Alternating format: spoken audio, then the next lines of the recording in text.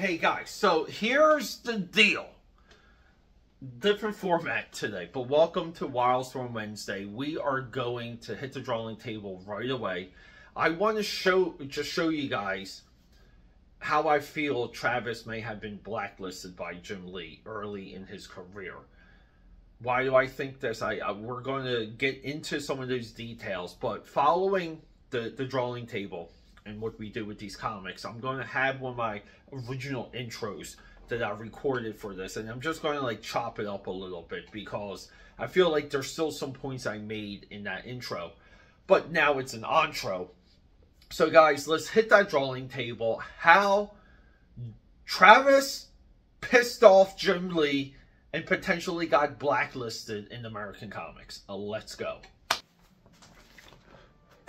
Welcome to a big stack of WILDSTORM comics. Guys, WILDSTORM alumni qualify as WILDSTORM comics. Even in my comic boxes, I have all of these other covers, these Dark Knight covers here.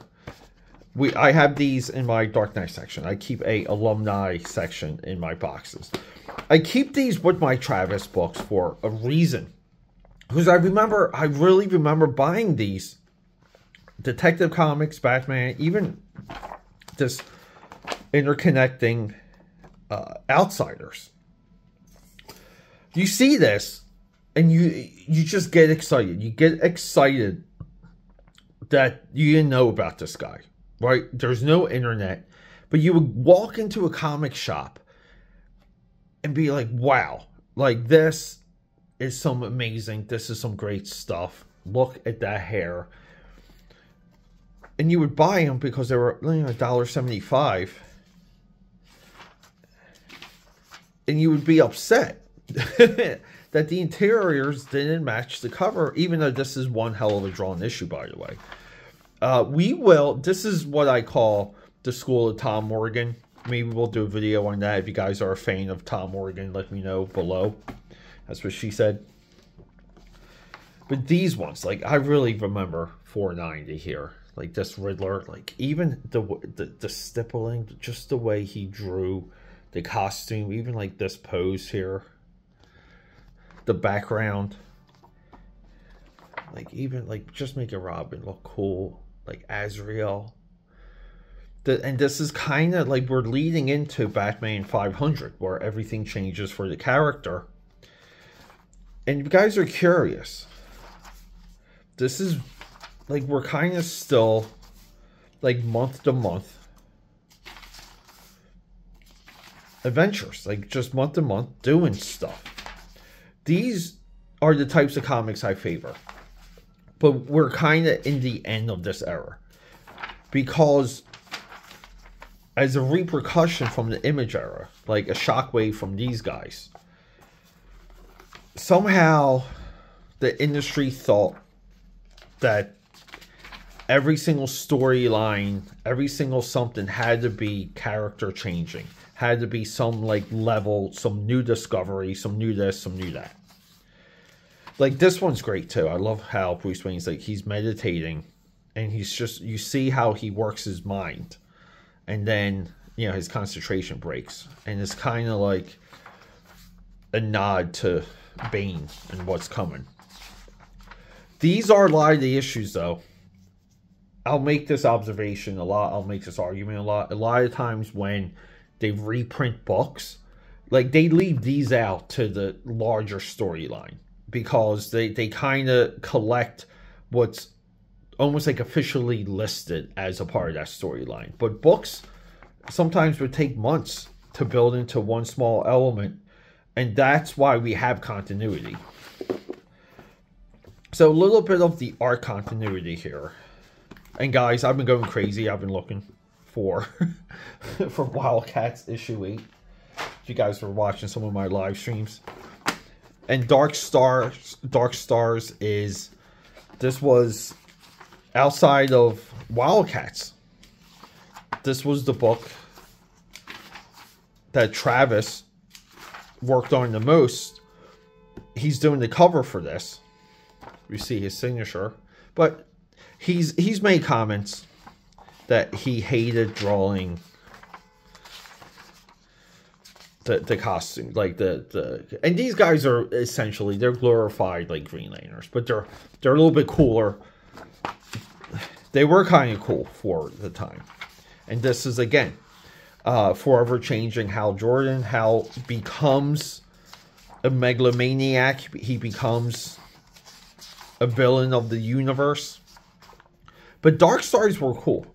And Travis was there. He was there to help launch this book. So we get into Jim Lee and we get into Wildcats. Let's do that. You guys are familiar.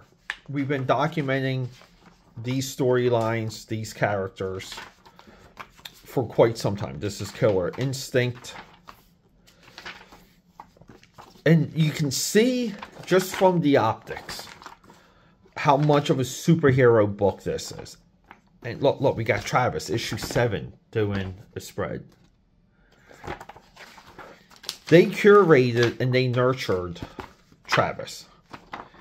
I want to say he's got a backup story in one of these. I think he had back-to-back Wildcat issues where he did backup stories. And I don't know if I have those right now. Let's just do one more check. Not that it matters. It really doesn't matter. I want to say maybe issue 8. Let's just try issue 8 real quick. Yeah, here it is. Issue 8. Travis comes in, and this is how we want to nurture and build talent, right? Like we identify them from a source, we import them, and we give them assignments.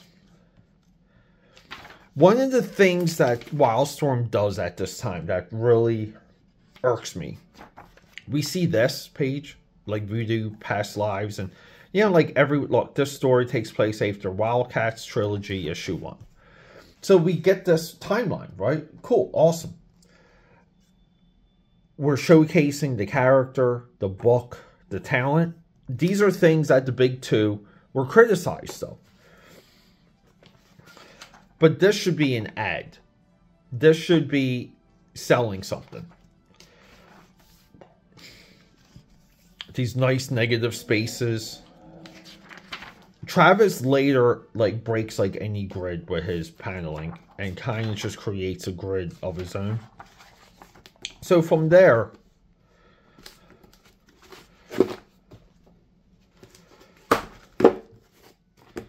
we get 17, 15, 16, 17. Let's put these in order. 18 and 19.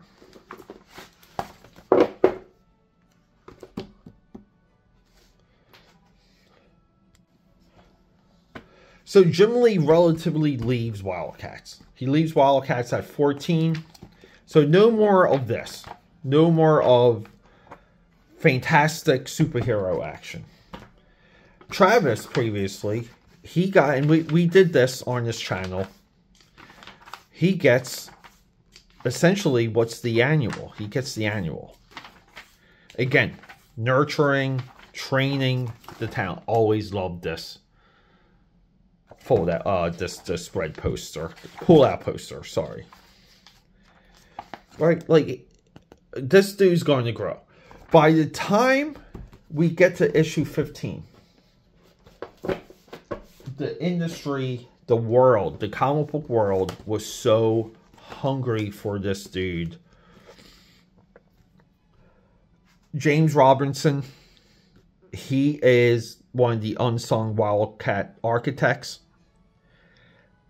Great run. I believe there was one trade paperback one time of James Robinson's Wildcats.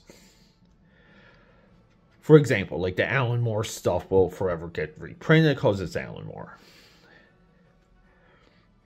We slowly shift, and you can kind of see, if we just look at the covers of 15 and 18, we really see like all-out superhero like action, fighting, to something more spy, a little bit more espionage, a little bit more cloak and dagger. So with issue 15, like out of the gate, and this is really good stuff. But look, we see where Travis, he's going to start breaking the grid. But this is what he wants to draw. He wants to draw like clothing and cool like kneecaps armors. And look at this. Like the wire, that red light. Travis develops these notes of designing his own tech. Every single artist, and look, like how many of these pull-out posters are Travis? This is like the third one already. Every artist has a way of drawing tech.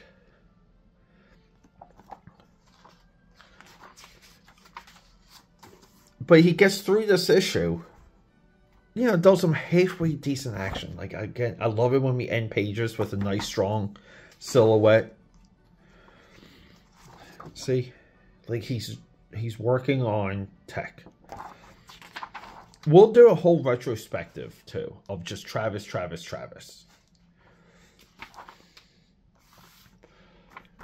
Notice the back-to-back spreads, though. Or splash pages. Not spread pages. Right? We get some, I call this the blurry period of Wildstorm Productions coloring. They kind of get muddy. They get blurry. A little bit too much airbrush. 24 pages. So issue 16. I mean, he's at it again. But look, see? Like, see how the tech just gets better. I love it when we blend characters into the atmosphere of the page. Like, you know, Jacob Merlot blowing out the knee. That's a flashback. But we see there all of a sudden there's just like maybe too many splash pages. Nice spread there. But the action sinks. Like another Travis pull out. So here again, like another spread. It's just like we don't need, but we give him room to draw the tech. Look, this little ship called Maul's like supersized here. We let him turn the comic. That's fine. People act like turning the book is blasphemous. I think it's fun. But we see another splash. We see something limiting. Now, this says 22 pages, and that's because we 21, 22, 22, 23, 22. We misnumbered. So, they get 15 and 16. But the habits are right. Have you guys been noticed? The habit is growing. Splash pages. We need splash pages. Nice 3 panels here. Again, look at the hands. With Zalot. Oh, double splash. Okay. Another splash. I mean, guys, we do want to see Warblade fight. I mean, we can reenact this right here. Right here. Anyway. Nice mood. Nice panels, though. Like, look at that power pose by Emp. Pull it away. Show us where we are. Look at those nice clouds. I love the smokestacks here. Some of the buildings smoking. We have an animatic panel here.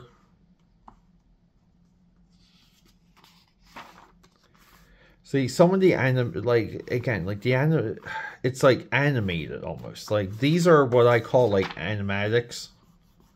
But this is just like animation almost. The shot selection, I mean, he breaks some of the rules. He goes from left to right, but this is so great how he keeps Grifter on the left. And even here, like, he's on the left going into the right. Warblade versus Pike. Splash page. And 14, right? 14.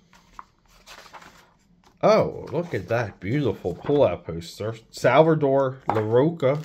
He's one of the all-times. 15. Splash. Partial splash, right? Like, we're at 22 2 pages here. Another splash. So what happens with issue 18? Spread, spread, spread. I mean, but he does. I mean, look at these like cartoon characters. You guys see? Splash, splash. Whoa, partial splash, partial splash. Ah, 2-page splash. Splash, splash. Negative space, a lot of no panel here. Again, though, to be continued, 16 pages. So 16 pages. And then issue 18. This is the Jim Lee layout issue. And we kind of get back, right? We get back to superhero action. But we have a cognizant disconnect. Because the way how Travis is drawing the universe, we're locked in and we want more of it. And this is just Jim Lee. It's one extended fight. It really is a giant fight. And then we run into Stormwatch at the end. And look, this is only 20 pages.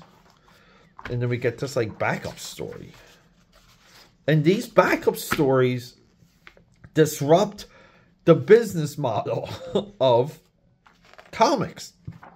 Because if you have a distribution, you have to sell ads, because you're like, you go to the people who, you know, like Acclaim or like whoever runs this, right? You're like, hey, you got a Warlock game? Well, like we're selling 1 million copies. So we'll give you the back cover. 1 million people will see it. So this should be an ad. This should be an ad. This should be like, you know, like we're losing ad space here. Because now we're doing a story to fill in what we're lacking with the focus. Like, it's a total disruption. And then we're done with Travis on Wildcats Volume 1. Now, he comes back a little bit here and there. Shows up in issue, I think, 25 and then issue 50. Along the way, he does continue to do work for WILDSTORM Productions. But after that, it becomes a real solid question mark. And you want to say Jim Lee grew in power during this time. And he, I believe, would he blacklisted Travis. I think and I think Travis knows it. I really do. This was one heck of an era for the Dark Knight. Now, we're talking post Tim Burton movie, issue 490. We're not yet quite into the breaking of the Bat. We're not quite into the rise of Azrael. We're still doing just straight up good monthly Batman adventures. And this issue, 490, look at that Riddler. This is one heck of a cover. This blew me away when I first saw it when I was younger. And from that point on, Travis CHAREST,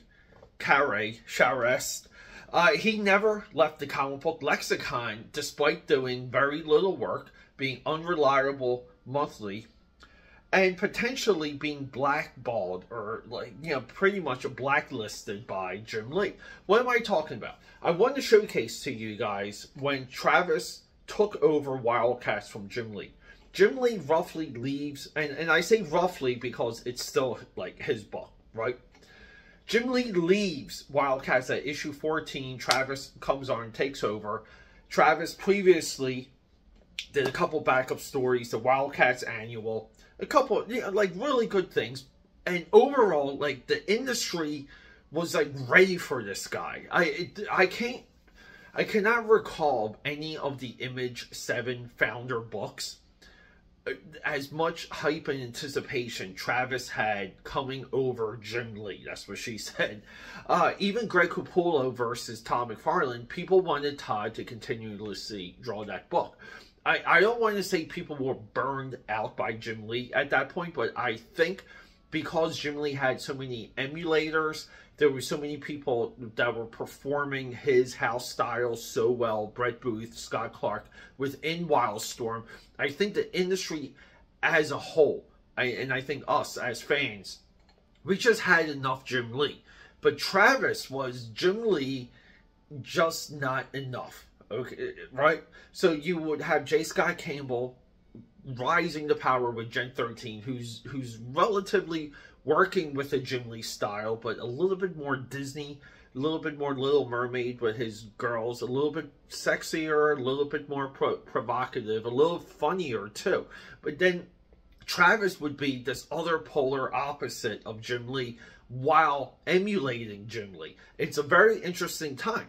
So Travis comes on board. He is sitting down. Jim Lee gives him the throne. Travis sits down on the throne of Wildcats. And then what happens? I just really feel like we got two issues. We got two strong issues, and there's a side of me that just feels like there was this epic disappointment with the work produced by Travis Charest. When he burns out on Wildcats, Jim Lee comes in to do layouts, and you can see how quick of a production that following issue is. I'll showcase that as well. Now, we're not going to get into the story of these issues of Wildcats, but it is a deviation of the superhero super action. This is where Wildcats slowly transitions into a superhero espionage book. And rightfully so, because the Demon Knight invasion, and all these other lore elements of Wildcats never, in my view, worked well with Wildcats or within the Wildstorm universe as a whole. Was Travis blacklisted by Jim Lee? If we look at post DC Comics acquisition of Wildstorm Productions, where Jim Lee, through the years, has grown in nothing but power. A little bit more power, a little bit more power, a little bit more power. Correct? Right? It just seems like he never got another chance doing mainstream comics. And it doesn't mean he hasn't worked in comics and done issues and done covers, but he has never had like a coming out party. And the more I look into his arc and where he is now, I get a little bit anxious. I get a little bit upset. I really feel like, you know, in contrast, like someone like Stephen Platt, he got like the Marvel work. He got to do Wolverine. He got to do Wolverine Cable and work with Joe Casey. Stephen Platt got pushed into it, and it still didn't work out. So, you know, right, like, so the Stephen Platt Rob Liefeld didn't work out. The Stephen Platt post Rob Liefeld didn't work out. But, you know, they did some really high-end work together. Travis CHAREST, you want to say, everyone that he's worked with by his own admission, Alan Moore, Joe Jarosky, for Meta Barons, he doesn't communicate well with these individuals. And you really want to say he has destroyed his reputation, and the reasons for that, right? We still don't know why. We don't know why people don't flock to work with him, even in the age of the internet. For example, Travis should be at such a high level, like I shouldn't be able to get his email, right? Like he should be invisible. He should have an agency. He should have a team of people surrounding him because he's that talented. But you want to say Jim Lee, let's just, you know, for the benefit of the doubt, Jim Lee, epically disappointed with the work you're about to see, continues to harness and work with Travis, gives him additional Wildcats 2.0, Wildcats X-Men, the Golden Age, continues to give him work. And my position for this is, from my perspective, this looks like Jim Lee rather have Travis from inside the castle pissing out rather than outside the castle pissing in. Meaning you hold your talent and you don't let the competition get to him. In a very similar way, and also by his own admission on Fat Man for Batman, the Greg Capullo conversation where Todd McFarlane basically, you know, paid him. He paid him even though this guy was going through alcoholism and other, like, he went down like a dark path, couldn't be productive, but Todd McFarlane found a way to pay him, keep him, you know, keep him afloat and crossing your fingers that these people like rebound. This is a weird episode for Wildstorm Wednesday, because we should really be doing what are the Wildcats up to this week. But every once in a while, the creators of these books like overshadow the books themselves. So when I sit down and we discuss it and we go through it, I have to make a position. I have to say, do we focus on the story or do we focus on the art? I don't think you can do two of them accurately at the same time. I really feel like you're otherwise all the videos would be like an hour long, and I'm even talking for like 2-3 issues, it would be like an hour long video. So let's just like hit that drawing.